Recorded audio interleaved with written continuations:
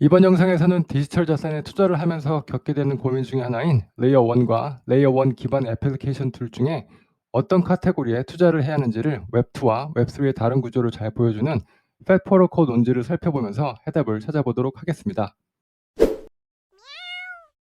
과거 비트코인만 존재하던 암호화폐 시장이 10년이 넘는 시간이 지나면서 레이어 1들의 숫자를 정확하게 알 수 없을 정도로 급성장을 하는 바람에 어떤 레이어 1에 투자를 해야 하는지를 결정하는 것에도 엄청난 노력과 시간이 필요한 상황에 다다랐습니다. 하지만 어렵게 자신이 원하는 레이어 1에 투자를 결정하게 되면 또 다른 고민을 하게 되는 부분이 레이어 1 생태 기반 프로젝트에 대해서도 투자를 해야 하는지 고민을 하게 됩니다. 예를 들어 솔라나 생태계에 투자를 하기로 결정을 내렸다면 디파이 프로토콜인 주피터 그리고 올카, 요즘 많은 관심을 끌고 있는 피스 네트워크, 솔라나 디핑 프로토콜인 하이브 매퍼, NFT 마켓인 텐슬 등등 솔라나 기반 프로토콜이 더 매력적으로 느껴지실 수 있습니다. 특히 생태계 기반 코인들이 베타 플레이로 시장에 인식이 되게 되면 실제 레이어 1보다 대중에게 더 많은 가치를 인정받는 경우가 생기게 됩니다. 이렇게 투자자로서 레이어 1과 레이어 1 기반 프로젝트 사이에서 어떤 투자 결정을 내려야 할지에 대한 해답을 찾을 수 있는 벤처 캐피털 투자자인 조 모네그로의 유명한 페퍼로코 논지를 살펴보도록 하겠습니다. 기존 웹2 환경의 경우 프로토콜인 TCP/IP, HTTP, SMTP 등의 엄청난 가치를 창출했지만 대부분의 자산 가치는 데이터 형태로 존재하는 구글이나 페이스북과 같은 응용 프로그램 계층에 집약되었습니다. 주변에 구글 또는 페이스북 주식을 소유한 사람을 찾을 수 있어도 TCP/IP 프로토콜을 자산의 형태로 가지고 있는 사람을 쉽게 찾을 수 없는 걸 생각해보면 앞에 보이시는 차트가 사실이라는 걸 확인할 수 있습니다. 이러한 현상을 통해서 기존 웹2 환경에서는 프로토콜 레이어에는 얇은 가치가, 응용 프로그램에서는 뚱뚱한 가치가 쌓이게 되는 현상을 발견할 수 있습니다. 반면에 웹3 환경에서는 조엘 머너그는 많은 가치가 프로토콜 레이어에 집약되는 성향이 있다고 주장합니다. 예를 들어 2024년 3월 8일 기준 비트코인의 시총은 약 1.3 트릴리언 달러이지만 비트코인의 프로토콜을 사용해서 서비스를 제공하는 모든 업체들의 시총은 비교할 수 없을 정도로 작은 편이라고 할 수 있습니다. 다른 생태계도 비슷한 경향을 쉽게 찾아볼 수 있습니다. 조얼 모네그로는 이렇게 전체 가치가 프로토콜 레이어로 몰리는 현상에는 두 가지 이유가 존재한다고 주장을 합니다. 첫 번째 이유는 모두에게 공유된 데이터 레이어입니다. 기존의 웹2의 기업들은 자신들이 가지고 있는 데이터를 서로 공유를 하지 않고 다른 업체들의 접근을 제어합니다.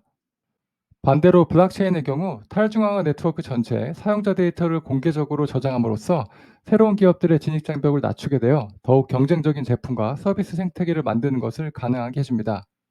이렇게 경쟁적이지만 서로 상호작용을 하는 블록체인 시장은 모든 서비스 업체들이 데이터베이스를 운영하지 않아도 되기 때문에 운영 비용을 절감할 수 있고 더 나은 상품을 만들며 전혀 다른 서비스를 제공할 수 있는 환경을 갖추게 됩니다.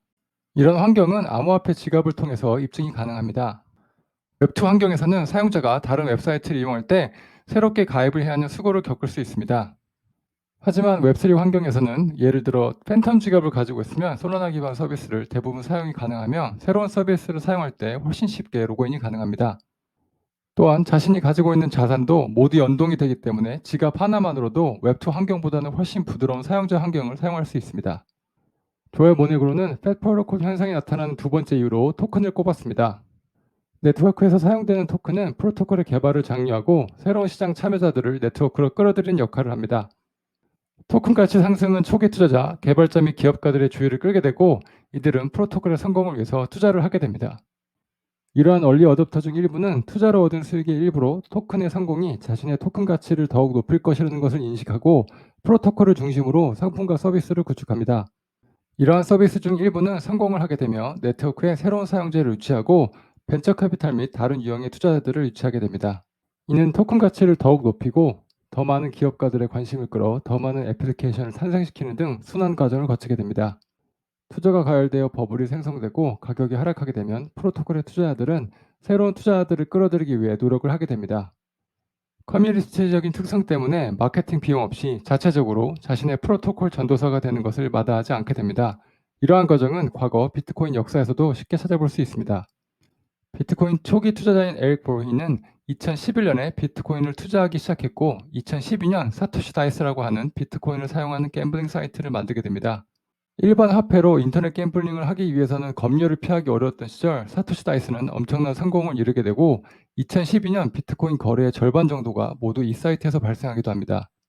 사토시 다이스의 성공은 많은 사람들이 비트코인에 입문하는 계기가 되었고, 더 많은 벤처 캐피탈리스트들과 투자자들이 비트코인에 관심을 가지게 되는 효과를 불러왔습니다. 조엘 모네그로는 이러한 애플리케이션 성공으로 만들어진 가치가 어떻게 애플리케이션과 프로토콜에 분배가 되는지에 주목을 합니다. 웹2 환경과 달리 웹3 환경에서는 애플리케이션 레이어의 성공은 프로토콜 레이어에서 추가적인 투자를 유도하기 때문에 프로토콜의 시장 가치는 항상 프로토콜 위에 구축된 애플리케이션의 총 가치보다 더 빠르게 증가된다는 점입니다. 프로토콜 레이어의 가치 증대는 더 많은 사업가들이 해당 프로토콜 위에 더 나은 서비스를 제공하면서 애플리케이션 레이어에서의 피가 튀길 정도의 강력한 경쟁을 유발합니다. 공유 데이터 레이어와 함께 진입 장벽을 극적으로 낮추는 이러한 구조는 경쟁력 있는 애플리케이션 생태계를 만들고, 대부분의 가치는 프로토콜 레이어로 돌아가게 됩니다. 결과적으로 프로토콜 레이어의 가치가 뚱뚱하게 되고 애플리케이션의 가치는 얇게 형성되게 됩니다. 이러한 현상은 웹2에서 나타나는 몇몇 기업들이 시장을 독식하는 현상을 방지하고 근본적으로 다른 애플리케이션들의 등장 가능성을 열어줍니다. 그렇기 때문에 조엘 모네그로는 기존의 웹2 환경에서 사용될 수 있는 규칙과 투자 방식은 웹3 환경에서는 적용되지 않을 확률이 높다고 지적하고 있습니다. 물론 애플리케이션이 해당 프로토콜의 가치 성장을 월등히 뛰어넘는 경우를 발견할 수 있습니다. 예를 들면 쉽게 무시하기 쉬운 밈코인들은 때때로 가치 상승 면에서 프로토콜 레이어의 성장을 훌쩍 뛰어넘기도 합니다.